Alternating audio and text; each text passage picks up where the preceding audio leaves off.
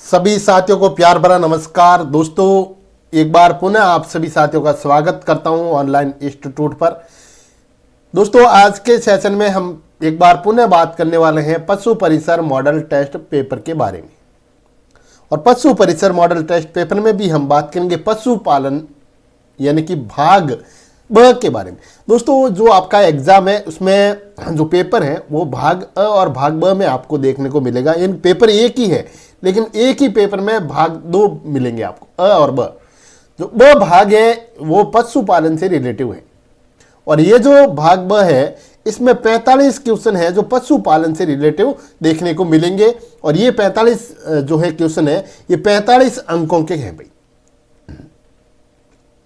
तो इसको मद्देनजर रखते हुए सिलेबस के अकॉर्डिंग प्रत्येक टॉपिक से पशुपालन से रिलेटिव यहाँ पर 45 क्वेश्चनों को आज अपन इस क्लास में देखेंगे।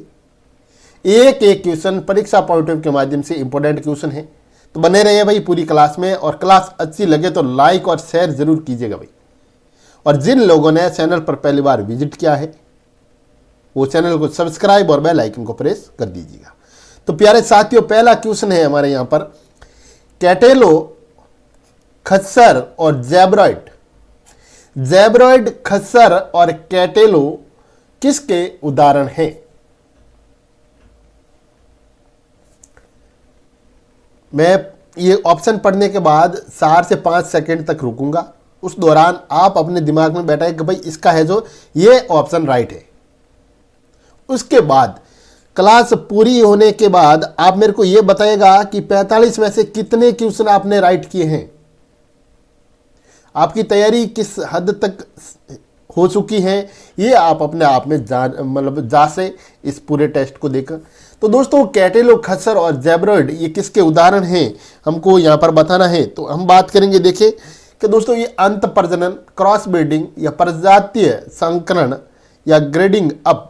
तो भाई बताइए, जिन लोगों को आता है तो वो बताते जाइए साथ में कि भी इसके उदाहरण है। तो दोस्तों यहाँ बात करेंगे अपन तो भी ये कैटेलो, खच्चर और जैब्रॉइड जो है ये प्रजातीय संस्करण के उदाहरण है। यानी कि ऑप्शन नंबर 3 की बात करेंगे दोस्तों अपन राइट ऑप्शन के लिए। ऑप्शन नंबर 3 हमारा इस क्वेश्चन का क्या हो जाएगा? राइट ऑप्शन हो जाएगा भाई। और ये जो खच्चर की बात करें दोस्तों, ये खच्चर है जो गधे और घोड़े के संकरण से बना हुआ है। और ये कैटेलो की बात करें अपन, जो कैटेलो है ये अमेरिकन भैंसा या फिर सांड जो है उसके संकरण से बना हुआ, और ये पालतू गाय के संकरण से बना हुआ है साथ में, है ना, कैटेलो वाली बात करें तो। और जैब्रॉइड है, ये जैब्रॉइड दोस्तों ये जैब्रा मादा और घोड़े के संकरण से बना हुआ है जैब्रॉइड। अगर क्वेश्चन बना तो आप यहां से उसको राइट करो के आओगे भाई। नेक्स्ट क्वेश्चन देखिए, बकरी में मध्यकाल समय होता है। तो दोस्तों बकरी में मध्यकाल का जो समय होता है कितना होता है भाई, बताएं भाई। तो देखिए 10 से 12 घंटे, 15 से 18 घंटे, 28 से 37 घंटे या 24 से 48 घंटे।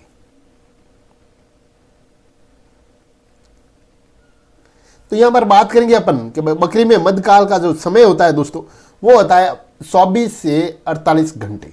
तो ऑप्शन नंबर 4 है जो हमारा इस क्वेश्चन का क्या हो जाएगा भाई? राइट ऑप्शन हो जाएगा भाई। और पूछा जा सकता है ये भी कि भाई बकरी के मध्य शक्कर की अवधि कितने दिनों की होती है। तो मध्य शक्कर की अवधि कितने दिनों की होती है, यानी कि वापस जो ये शक्कर है ये कितने दिनों बाद आएगा। तो आपको बताना भाई 21 दिनों बाद। कितने भाई? 21 दिनों के बाद। और बकरी के गर्भकाल का जो समय उसके बारे में भी क्वेश्चन बन सकता है। तो आपको बताना है भाई लगभग 151 दिन। कितना? लगभग 151 दिन। अगला क्वेश्चन देखिए आप, निम्न में से किस विधि के अंतर्गत वीर्य को 196 डिग्री सेल्सियस तापमान पर तरल नाइट्रोजन में भंडारित किया जाता है? तो देखिए माइक्रोस्कोप विधि नहीं भैया, इलेक्ट्रो उत्तेजना विधि नहीं, रेक्टम जो है पॉल्पेशन नहीं भाई, क्रायोप्रिजर्वेशन विधि बिल्कुल राइट है दोस्तों। ऑप्शन नंबर 4 अपना इस क्वेश्चन का क्या है, राइट ऑप्शन है। यानी कि क्रायोप्रिजर्वेशन विधि जो है इसमें काम में ली जाती है। तो ऑप्शन नंबर 4 की बात करेंगे अपन राइट ऑप्शन के लिए। अगला क्वेश्चन देखिए, प्रसव होता है। तो भाई प्रसव के जो दोस्तों कितने दिन बाद तक जो है स्त्रावित होता है, तो देखिए 3 से 4 दिन, 8 से 10 दिन, 5 से 6 दिन या 1 से 2 दिन। जिन बच्चों को आता है वो साथ में कमेंट करते जाइए भाई। तो दोस्तों बात करेंगे अपन यहां पर ऑप्शन नंबर 2 की भाई। तो 8 से 10 दिन।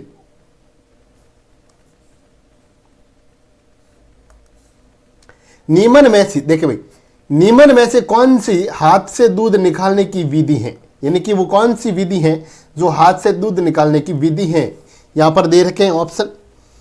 तो देखिए बात करें अपन यहां पर, तो पूर्ण हस्त विधि बिल्कुल है भाई, चुटकी विधि है और अंगूठा विधि है। यानी कि उपरोक्त सभी जो विधियां यहां पर दे रखी हैं ये हाथ से दूध निकालने की विधियां हैं भी। पूर्ण हस्त विधि है, चुटकी विधि है, अंगूठा विधि है। अगला क्वेश्चन देखिए, एक एक क्वेश्चन इंपॉर्टेंट है एग्जाम पॉइंट ऑफ के माध्यम से देखा जाए तो क्लास को पूरा जरूर देखें और क्लास को भाई लाइक करना। देखिए लाइक करने के कोई पैसे नहीं ले रहा हूं, लाइक कर दो। और जिन लोगों ने चैनल पर पहली बार विजिट किया है वो चैनल को सब्सक्राइब और बेल आइकन को प्रेस कर दो भाई। डिंपिंग मुख्य रूप से किस में की जाती है, तो दोस्तों ये डिंपिंग है ये मुख्य रूप से किस में की जाती है। तो देख भाई, गाय में नहीं है भाई, भैंस में नहीं है, तो भेड़ में है भाई। किसमें, जो डिंपिंग है दोस्तों ये मुख्य रूप से भेड़ों में की जाती है। किसमें भाई, भेड़ों में की जाती है। तो ऑप्शन नंबर 3 की बात करेंगे अपन यहां पर राइट ऑप्शन के लिए।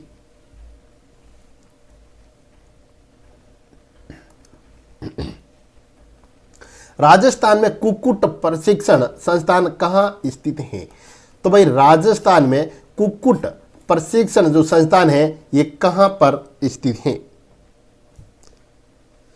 तो राजस्थान में कुक्कुट प्रशिक्षण संस्थान की बात करें तो देखिए जैसलमेर में नहीं है, टोंक में नहीं है भाई, तो अजमेर में है। कहां पर है भाई, अजमेर में स्थित है।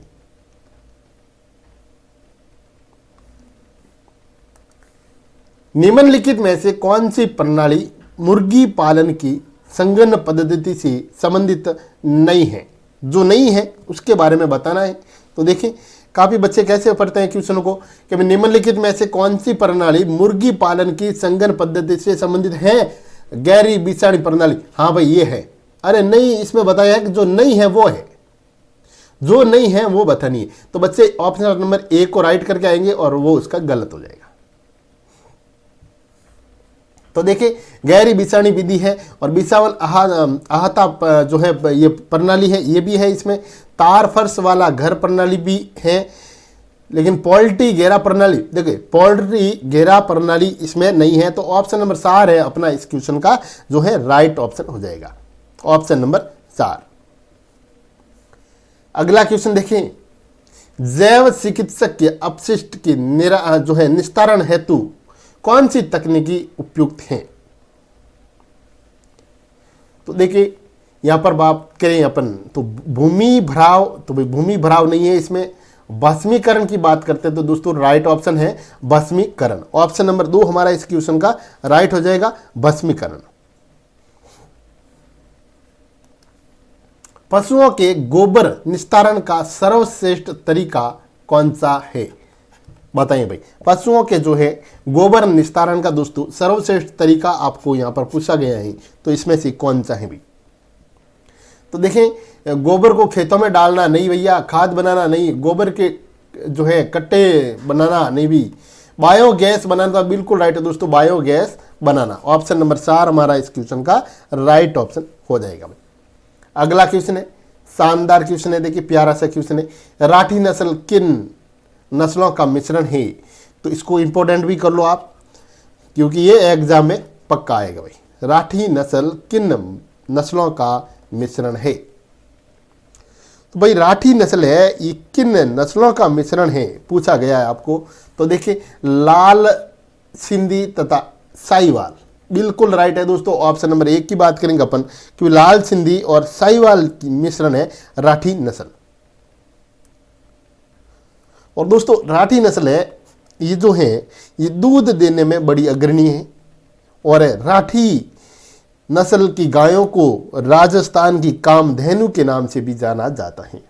यानी कि राठी जो है ये नस्ल गाय की नस्ल है भाई, ध्यान रखना, यहाँ से भी काफ़ी बार जो है क्वेश्चन बनता है।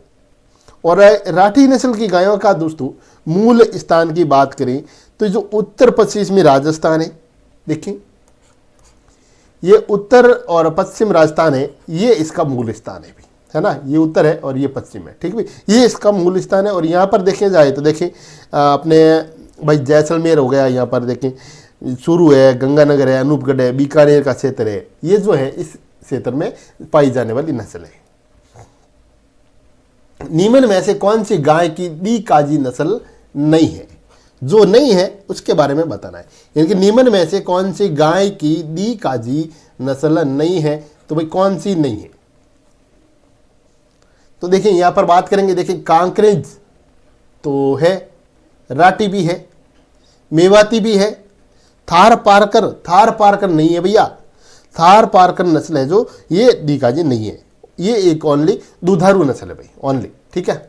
ऑप्शन नंबर 4 है इस क्वेश्चन का, क्या हो जाएगा भाई, राइट ऑप्शन हो जाएगा। अगला क्वेश्चन देखिए, बड़ा ही अच्छा क्वेश्चन है, इसको भी इंपॉर्टेंट कर लो भाई, कर लो, इंपॉर्टेंट कर लो। हे में नमी की मात्रा होती है, तो दोस्तों हे में जो है नमी की मात्रा होती है, तो कितनी होती है भाई हे में? पहली बात तो अपन बात करें, ये जो हे है ना, ये है क्या? तो हे है जो दोस्तों हरे सारे को सुखाकर बनाई जाने वाली जो मतलब सारा है उसको बोलते हैं हे। हरे सारे को सुखाकर बनाया जाता है उसको हे बोलते हैं। और इसमें नमी की मात्रा है जो अपने को यहाँ पर इस क्वेश्चन में पूछी गई है, तो भाई 12 से लेके 14% इसमें नमी की मात्रा है। तो कौन सा ऑप्शन राइट हो जाएगा दोस्तों? तो देखें ऑप्शन नंबर 2 है इस क्वेश्चन का सही ऑप्शन है। काफ़ी बच्चे क्या करते हैं कि कुछ टाइम तक क्वेश्चनों को देखते हैं, फिर क्योंकि वो देखो जिनको भाई सिलेक्शन चाहिए उसको तो एक जगह टिक के बैठना पड़ेगा, किताबों को पढ़ना पड़ेगा, सिलेबस को कवर करना पड़ेगा और 2 से 3 बार उसका वापस रिवीजन करना पड़ेगा, तब जाके सिलेक्शन होगा भाई, नहीं तो सिलेक्शन नामुमकिन है। अगला देखिए, दूध देने वाली गाय भैंस को दिए जाने वाले दाने का कितना प्रतिशत नमक एवं खनिज लवण दिया जाएगा, उसका जो है प्रतिशत पूछा गया है कि, तो अपने को इसमें बताना है। तो देखिए भाई बात करेंगे दोस्तों यहाँ पर के 2%, क्योंकि दूध देने वाली जो गाय होती है या फिर भैंस है, इनको जो दिया जाने वाला दाना है उसका जो प्रतिशत, दिया जाने वाला दाने का प्रतिशत पूछा गया है कि नमक और खनिज के रूप में जो दिया जाएगा ये लवण कितना है, तो उसका प्रतिशत है 2%। जितना वो देगा उसका 2% नमक एवं खनिज लवण दिया जाएगा।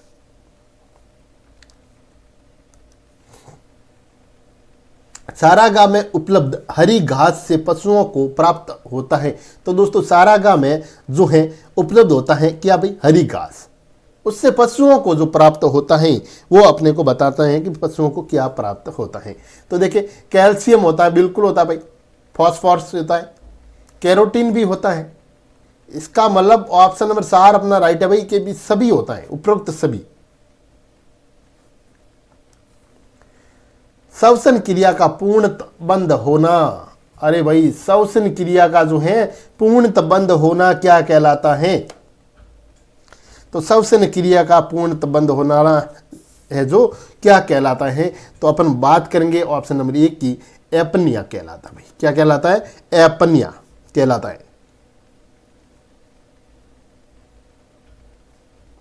और श्वसन को दोस्तों नापने के लिए जो हाथ की जो हथेली होती है उसको नाक के सामने रखा जाता है, जिससे श्वसन दर में उसमें मतलब उसका पता चल जाता है उसको। तो श्वसन क्रिया पूर्णतः बंद होना कहलाता है एपनिया। ध्यान रखना, क्वेश्चन बन गया तो यहाँ से आप राइट करके आओगे भाई। निम्नलिखित को सुमेलित कीजिए। देखिए निम्नलिखित को सुमेलित करना है आपको। यहाँ पर एक तरफ पशु दे रखा है और दूसरी तरफ नाड़ी की गति प्रति मिनट के हिसाब से बतानी है। तो दोस्तों बकरी की जो है, जो अपन बात करें यहाँ पर, तो बकरी की जो है नाड़ी की गति के बारे में देखा जाए तो भाई 70 से 80 है।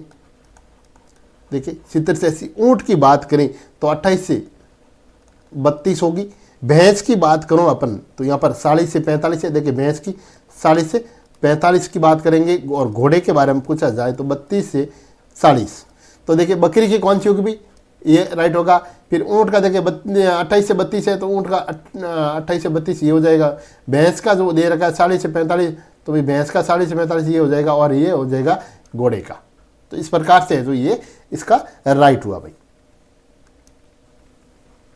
सेंसड़ बुखार, दोस्तों सेंसड़ बुखार निम्न में से किस रोग का उपनाम है? सेंसड़ बुखार निम्न में से किस रोग का जो है दूसरा नाम है? तो देखिए ऑप्शन नंबर 2 दे रखा है बब्बेसियोसिस। बब्बेसियोसिस ये एक रोग है, इसका दूसरा नाम है सेंसड़ बुखार। क्या नाम है भाई? सेंसड़ बुखार। और ये जो रोग है, ये बात करें अपन तो गोवंश है, जैसे भैंस है, हिरण जो है, इसमें मुख्य रूप से फैलने वाला एक भाई रोग है, ये बीमारी है। अगर्मी और धागा कर्मी दोनों के द्वारा फैलते हैं, यानी कि ऑप्शन नंबर 3 अपना इस क्वेश्चन का क्या हो जाएगा भाई? राइट ऑप्शन हो जाएगा। गलघोंटू रोग के उपचार में प्रयुक्त टीका कौन सा है? प्रत्येक question very most important question है भाई, परीक्षा पॉइंट ऑफ के माध्यम से। तो गलघोंटू के उपचार में प्रयुक्त टीका कौन सा है? तो गलघोंटू के उपचार में आपको टीके के बारे में पूछा गया है, तो अपन बात करेंगे यहाँ पर हेमरेजिक सेप्टिसीमिया। ऑप्शन नंबर 2 की बात करेंगे भाई, हेमरेजिक सेप्टिसीमिया जो है गलघोंटू रोग के उपचार के लिए लगाया जाने वाला एक टीका है। और ये जो रोग है गलघोंटू रोग, ये गलघोंटू रोग भाइयों, ये भैंसों में जो है सर्वाधिक होता है। भैंसों में, गायों की तुलना में भैंसों में सर्वाधिक देखने को मिलता है, ये ध्यान रख लेना। यहाँ से भी जो है क्वेश्चन बना तो आप उसको राइट करके आओगे। इसमें क्या होता है कि भी गले के जो निचला जो पार्ट होता है ना, निचला हिस्सा है, उसमें सूजन आ जाती है, और ये एक मानसूनी बीमारी है, कुछ ज़्यादा नहीं है। गोल्टू जो है गलघोंटू एक मानसूनी बीमारी है। देखिए बायोवैक टीके का संबंध किससे है? तो दोस्तों बायोवैक जो टीका है, इसका संबंध है किससे है? तो यहाँ बात करते हैं अपन, देखिए तो इकाइन हर्पीज वायरस से। तो बिल्कुल पहला ही ऑप्शन अपना राइट हो जाएगा भाई, कि बायोवैक टीके का संबंध इकाइन हर्पीज वायरस से है।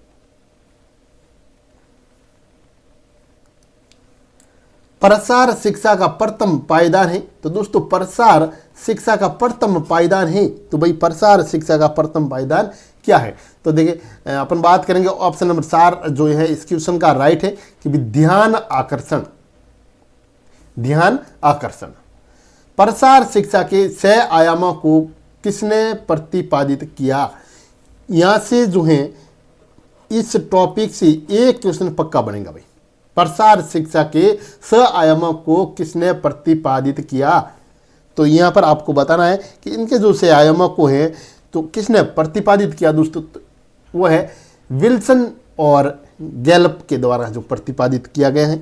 1955 की बात है, 1955 में। देखें SS, BQ व ET बीमारियां फैलती हैं। तो ये जो बीमारियां हैं फैलती हैं, तो देखिए गर्मी में, वर्षा में, सर्दियों में, ये कभी भी। तो ये जो बीमारियां हैं वर्षा ऋतु में ज़्यादा फैलती भी, इनकी वर्षा ऋतु में फैलने वाली बीमारियां हैं।